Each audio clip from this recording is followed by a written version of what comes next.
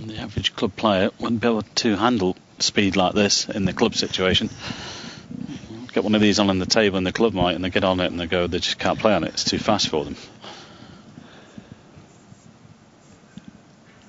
It is a skill, there's no doubt about that. But these guys are that good, they make it look very easy.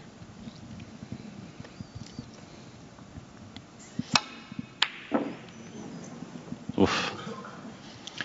Well, in some ways I suppose he was forced into that, but he wasn't that far away. He's got some distance with the cue ball away from the Reds. But there might be one here on the right hand side for Barry. Peter won't be enjoying this because all week he's been sort of bullying his opponents a little bit, and it's Barry that's in control at the moment.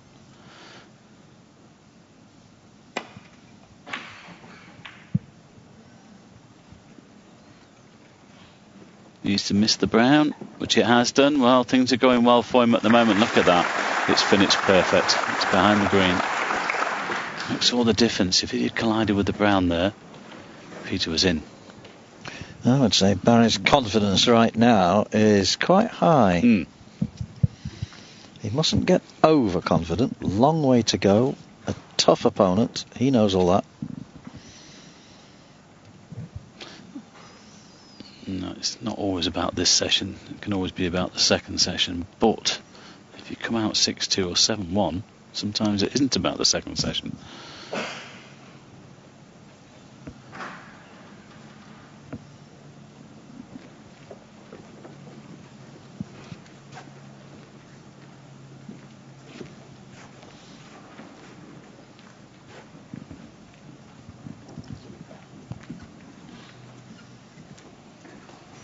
He's in a little bit of trouble here, Peter. He's got to try and get the white safe somewhere. Down the right hand side then, just trying to nudge this red near the right hand corner. Got to be careful he doesn't leave one onto the middle here. If he hits this fullish, he could do. He's gone 2 cushions, but he's still left the one into the middle. Yes, that was always going to be the danger. He's got the one across the table as well, but the easier one is to the middle. He needed that dead weight. I'm surprised he didn't go down the other side of the table and try and get into the pack, just cover things up.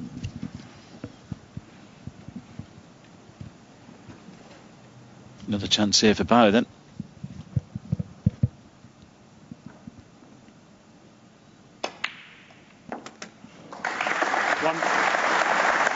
Tell you what, Mike, he's striking the ball well. He is. He's confident. Very confident.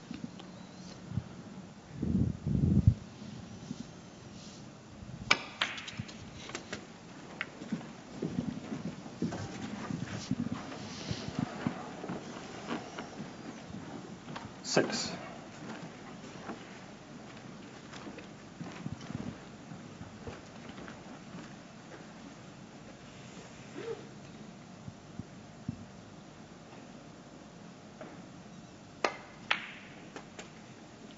Seven.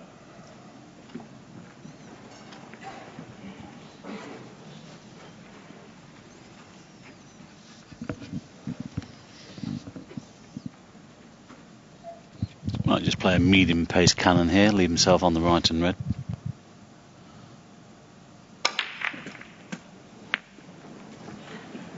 That's okay. He has another one into this right corner.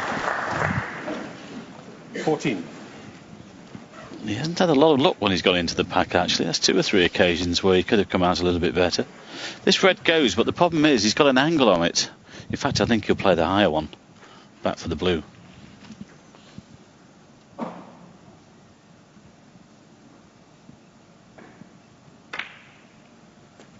No problem. 50. Well, what he's shown us so far, you expect him to win the frame at this visit. Yes, danger signals for Peter Ebdon here. Could be going in 3-1 behind. Well, I don't think Peter was expecting this, really, Mike. He must have been thinking Barry in his first final. Got to be nervous, a bit edgy. But he isn't. He's settled really early, hasn't he?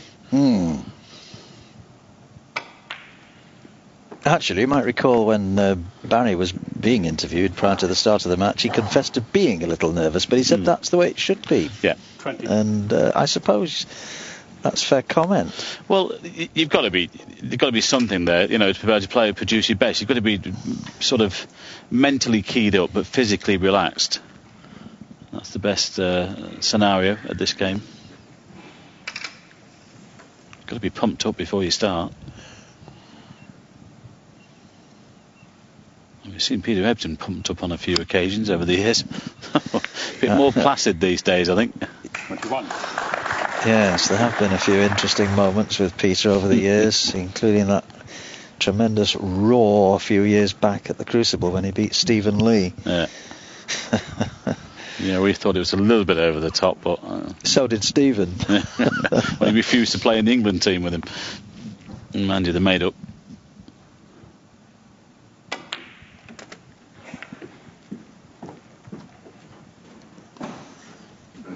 That's a little bit careless. 26. Well, he's still got the red across to the right middle. But I don't think the black goes into this corner pocket, so he's going to have to do a little bit more with the cue ball. He knows that was careless. It should have been around the back of that red.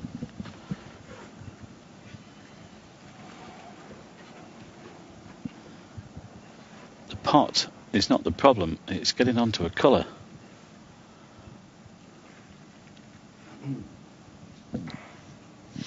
That's exactly what's going through his mind right now.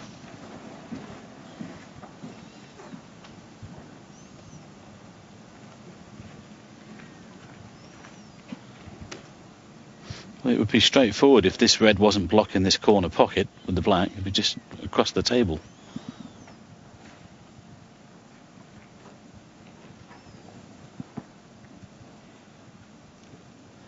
Might be going for this one into the yellow pocket.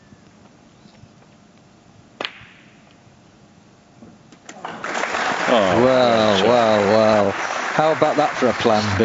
Well, at the end of the day, it's a great feeling when you just get down and you know that they're going to go in. It's not a bonus. You know that this is going to be close, and what a shot that is. Great recovery. That, for me, is the mark of a great player, Mike, when the shot, the intended shot, can't be taken for various reasons, and you find a plan B, and it goes in. Ronnie O'Sullivan's been very good at that over the years. Yeah. The thing is, it's like he didn't back away, did he? He could have played safe. He thought, I'm at the table, I want to win the frame here. Well, if he does win it, it's that shot into that yellow pocket that's just won it for him, because that was a cracker. He's playing some very good snooker here. Well, if he goes 3-1, he could really do some damage in this session, but of course he doesn't want the interval to come. No, he'd rather stay out there. We've often said that those intervals can help or they can hinder. 38. Now, he hasn't won this one yet. Still work to be done, but you've got to make him favourite.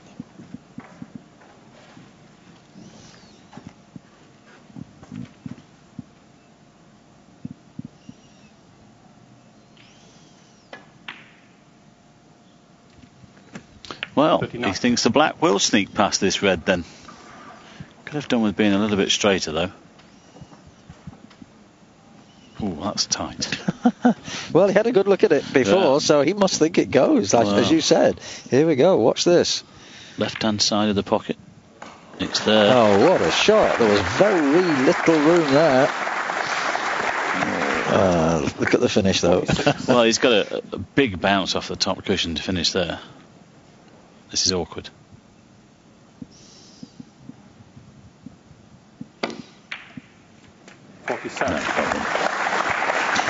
No, you're right about one thing, Mike. He will not want to come off this table at the end of this frame.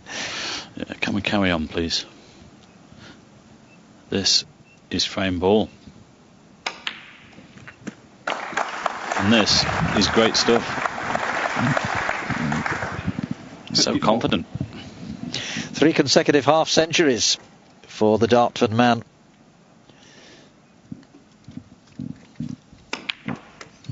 Well, as you said, Mike, he weighed it all up, took that red onto the yellow pocket, and it has won in this fourth frame.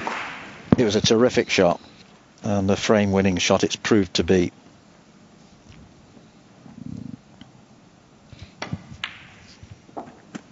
So food for thought then for the force, Peter Ebdon at that interval. 62.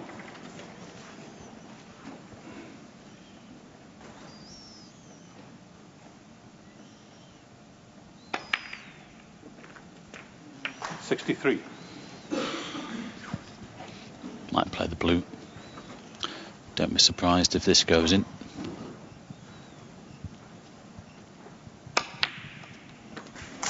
There's the confidence. Going in the middles. 68.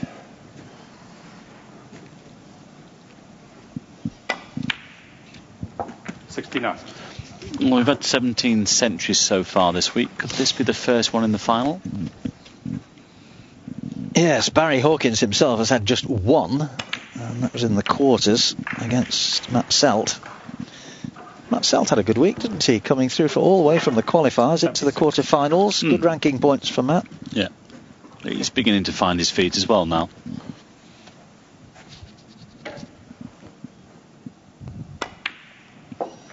The thing is, when you turn professional and you come onto the circuit, the first thing is to try and stay on the tour. That's the hard bit.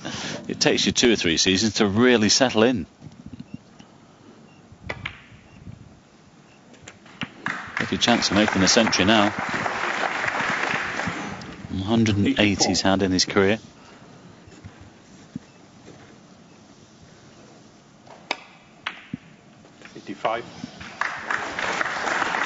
Well, this is great stuff here from Barry, and like I said, Peter he won't be panicking yet, but he'll want to put it right in the second half.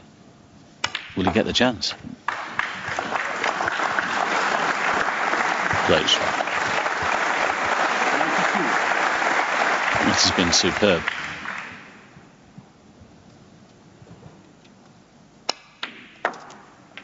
.94.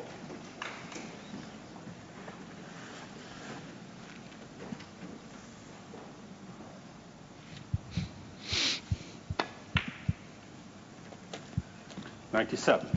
The thing I like about Barry here is not just the control of the cue ball, it's the control of himself. He's looking good out there. This for the century.